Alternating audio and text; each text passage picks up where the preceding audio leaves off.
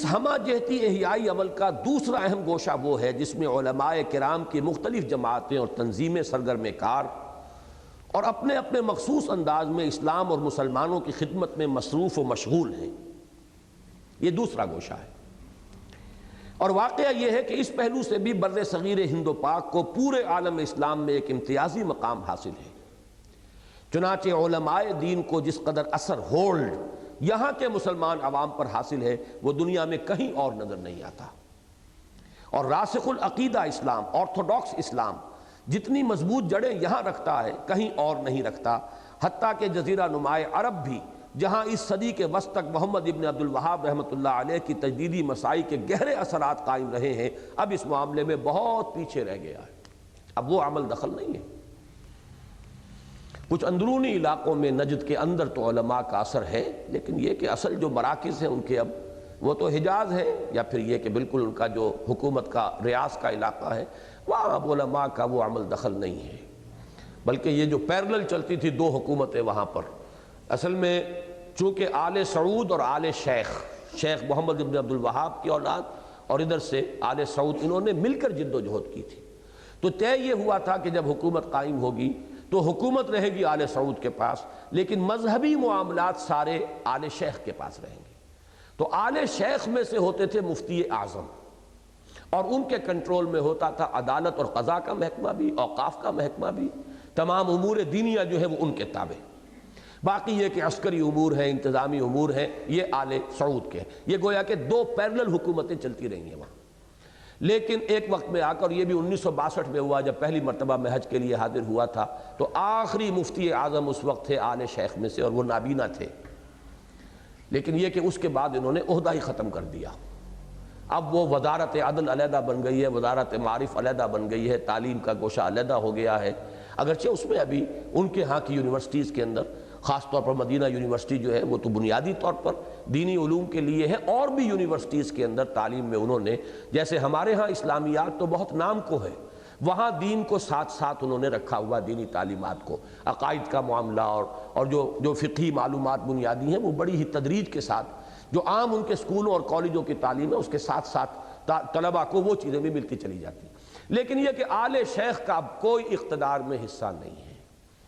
بلکہ اب جو ہیں عبدالعزیز ابن باز وہ آل شیخ میں سے نہیں ہیں، وہ تو اپنی ایک ذاتی حیثیت میں ایک بڑے عالم دین کی جو بھی پوزیشن ہوتی ہے اس میں انہیں ایک مقام حاصل ہے، اور ان کا بھی اصل میں اختیار وغیرہ کا مسئلہ ختم ہو چکا ہے، بس ایک عزت اور احترام والی بات ہے۔ بلکہ نوجوان نسل جو ہے وہاں کی، اب جو ان کے اندر جن میں دینی جذبہ بھی ہے،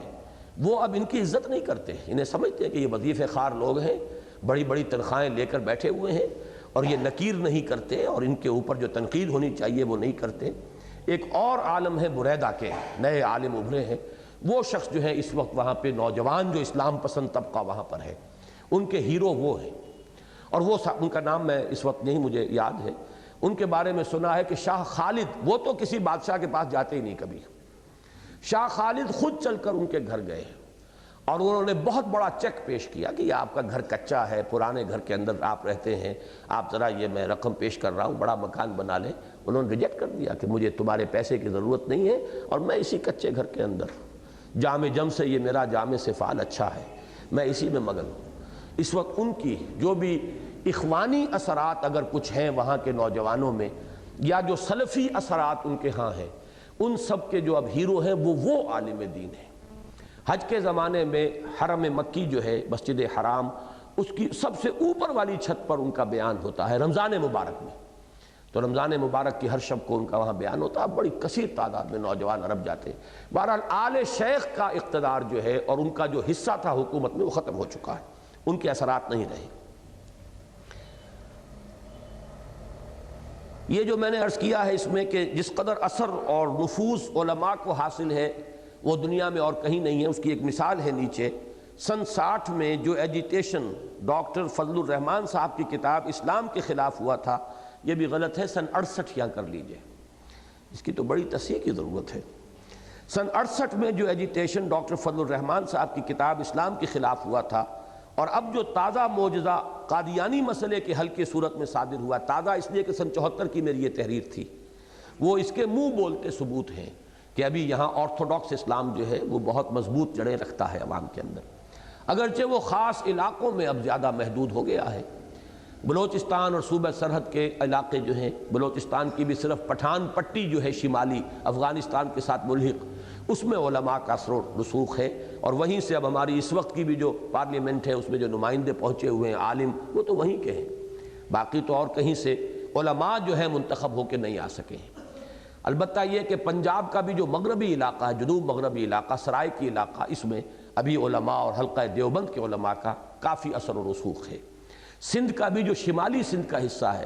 یہ امروٹ شریف وغیرہ کے علاقے جو تھے، ان کے زیر اثر وہاں پر اب بھی علماء دیوبند کا بڑا اثر و نفوذ ہے، شمالی سندھ میں، نیچے نہیں۔